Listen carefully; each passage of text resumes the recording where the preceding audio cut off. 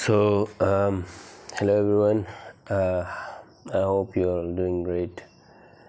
So, I decided to make a video, initiate or start a video diary, and I don't know why I decided it probably, and this is my first video. I haven't planned anything yet as to what I will be speaking, but suddenly I felt a need to record my days and how my life is progressing every day.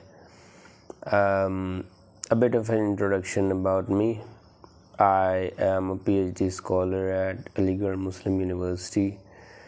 I have been here since I finished my high school. That was in 2015. I've been here for around 10 years now, almost a decade. And I come from a small district, or not small, it's actually a decent district, but a little bit unknown, which lies between between Kanpur and Lucknow, which is known by the name of Unnao. So, I was thinking about, life and how it has proceeded so far in my journey of life. I'm already 26 years old. I was born on 27th of December 1998, and I felt like I've always felt like that everybody's life is unique. Everybody's life has a lot of experience, a lot of things to learn from, a lot of things to look at, to observe, and everybody has stories to tell about their lives, about how their life progresses. And I thought, maybe why should I not record my own life as well? And because I was anyway thinking about journaling my days or writing them somewhere so that I can go back to them when I want and kind of get a written memory of my life. And I've always maintained a diary. Even when I was in my high school, when I was in my 8th standard, I tried to maintain a diary. In high school, I did it quite regularly, quite punctually. I maintained a diary. When I came here in my BA also, I was maintaining a diary. So, and occasionally I do make diary entries in my diaries. So I've always been, curious and interested in journaling my life, and it has helped me a lot. Going back to your hard days, tough days, and reading yourself tells you a lot about your own self, how you deal with tough situations, how you have improved through time in dealing with tough situations. So, I still don't know why I'm making this particular, video, or why am I recording this sort of. But I thought that maybe a video journal will kind of preserve everything with its image and a photographic memory. In the diary, of course, I can write things down, I can mention them, I can tell stories, but I cannot capture the images of the day. I cannot capture the feelings, cannot capture the architecture where I'm staying, cannot capture the ambience, cannot capture the tiny details of my life, probably in a diary, without being very elaborate about it. And often you see there is very small space allocated to diary entries, or you will have to carry a very heavy diary, which again it's kind of becomes very difficult to maintain, because you don't have a lot to write every day, every single day. So I was anyway thinking of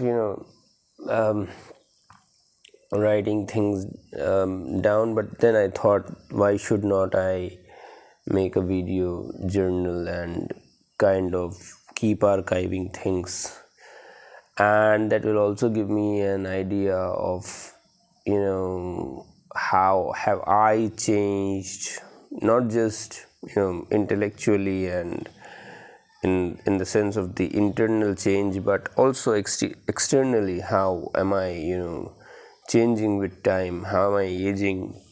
How are things becoming different in my life? Because what goes on in your life reflects on your face, on your entire body, on your entire get up. The way you dress, the way you talk, the way you appear is a reflection of what goes on in your life actually. So I was thinking about this, and I thought of journaling my life in the video format. So here we are, and to give you a brief introduction to today's video, or an account of today's day. So I had a very bad night last night. So I tried to go to sleep at 12 around midnight. I had already not taken any sleep in the past nights. It's been a very tough schedule in the recent days because of a lot of work that has piled up and which has to be done within due time. So I'm not able to sleep very well, and so of course, if you can see the video, you can see that the eye sacs have swollen a little bit, and it's not that good of a sleep as you would call it. So I went to sleep at 12 or 11:30 something, but then I woke up around 2:30 or 3 probably, and I was very uneasy. I could not go back to sleep again, so I kept awake till the morning, till the Fajr prayers. And of course now the Fajr prayers are over and the sun is up and the day has begun, and of course there's no electricity right now in the hostel. And the reason why I'm constantly looking outside is because there's this door out of my room. If you can show this, not very good ambience of the room right now, but this is how it is. So this is the only inlet to the light in which this video is being recorded right now. So there's no electricity right now, so I don't know, probably I'll stay awake till my breakfast, and then after having breakfast I'll try to go back to sleep with a full belly, because I don't want to go to sleep without having anything substantial in my belly, because that will again wake me up out of anger, and that will be quite an uneasy sleep.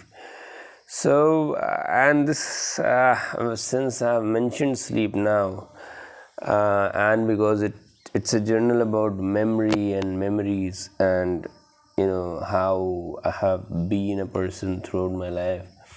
So I've been a night person throughout my life. I've done all my major chunk of work in the night. I've stayed awake at nights, and that I have done. The first time that I did it was when I was in my 3rd grade, when I had probably a lot of homework to do, and the next day I had to get my notebook corrected by my class teacher, and I was very scared of my class teacher, so I stayed awake the entire night, went to the school the other day, finished my school, and then I came back and slept. And ever since that day, I kind of got this hack that even if I don't work during the day, it's fine, because I can work during the night.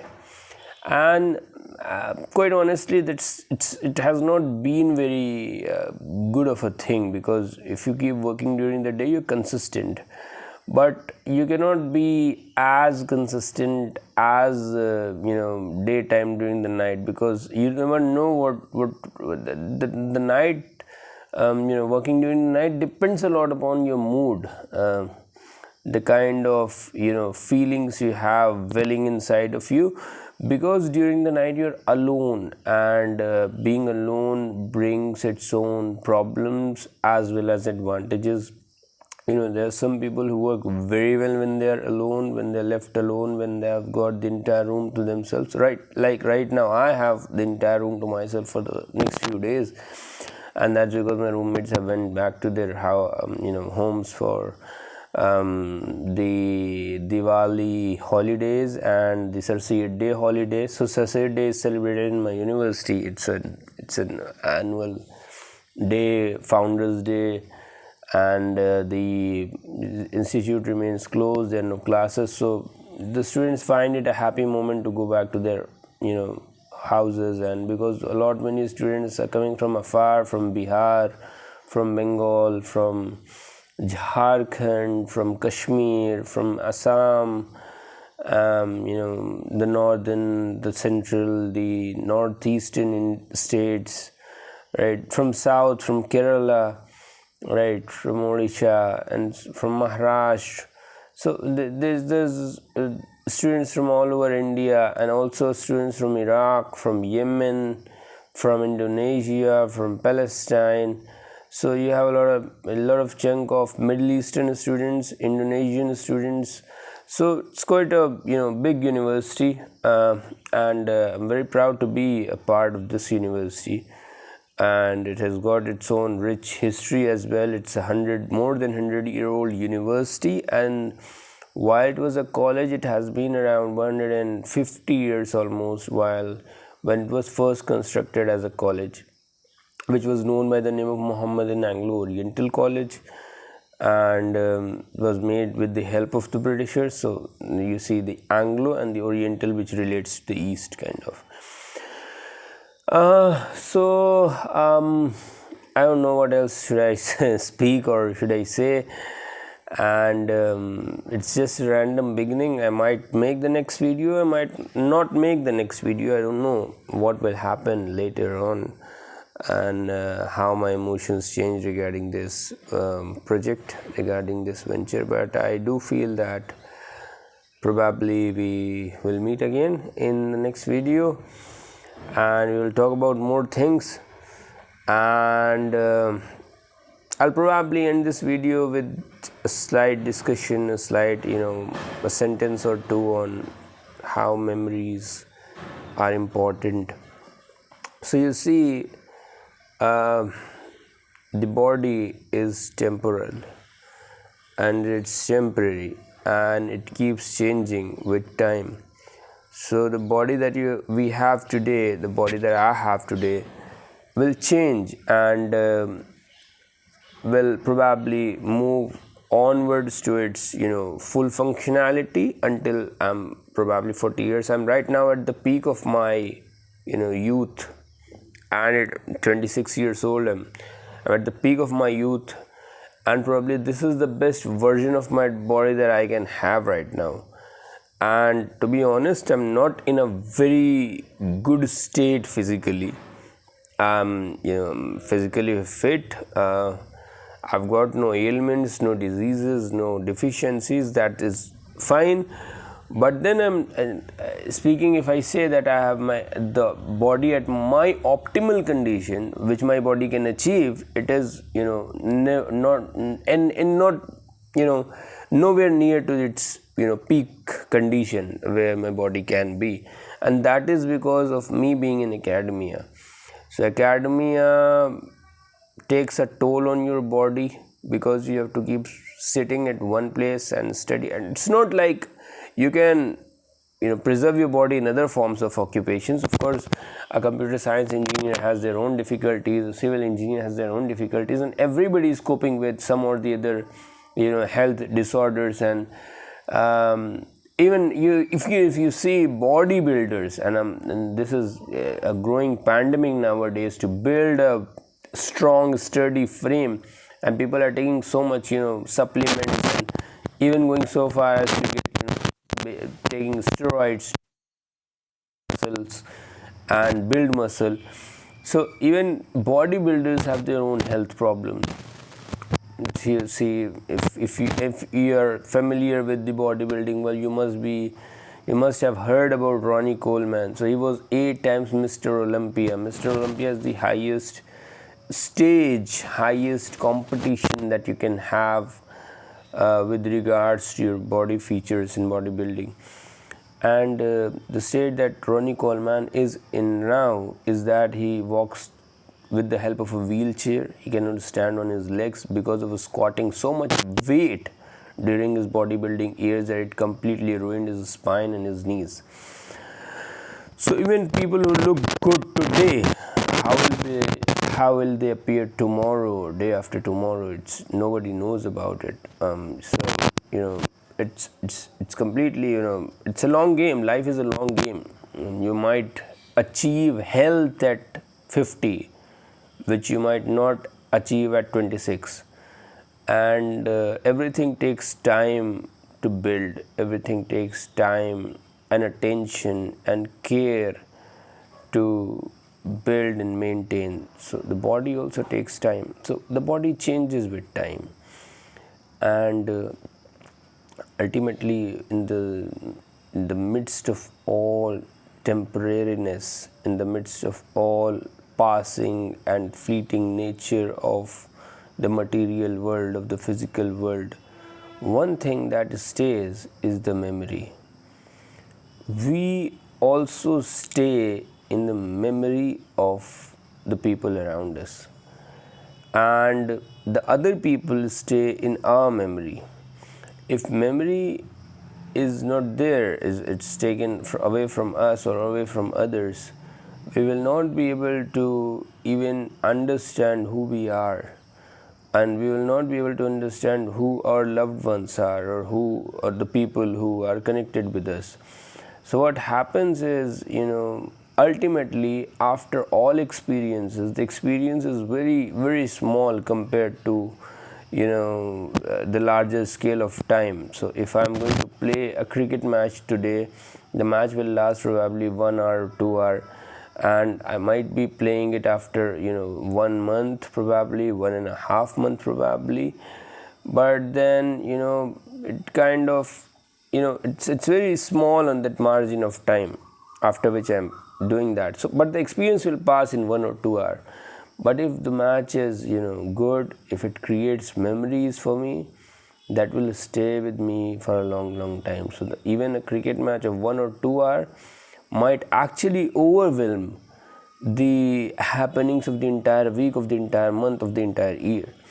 So this is how actually memory is a very powerful tool of self-definition, of self-recognition, of realization of your life, of realization of happenings in your life.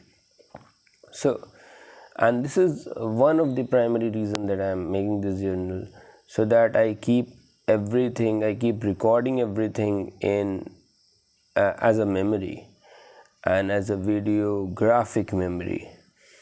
And I hope if you're viewing this, if you're watching this, I hope that I will stay somewhere in your memory. And see you again in the next video. Until then, bye, take care.